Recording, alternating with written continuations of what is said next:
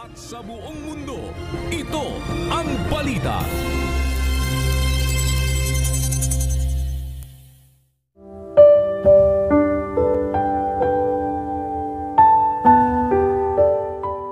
Ito ang mga lahi ni Noe.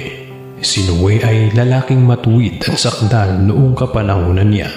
Si Noe ay lumalakad na kasama ng Diyos. Henesis 6:9.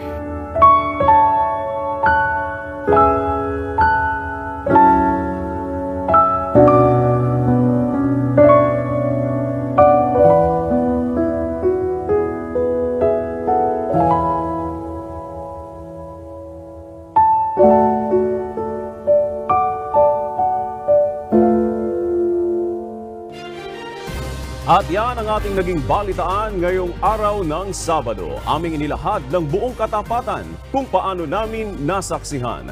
Sa ngalan ni Kuya Daniel Razon, ako si Victor Cosare. At dito sa UNTV, Diyos ang aming sandigan. Serbisyo publiko ang aming pinahahalagahan. Magandang hapon.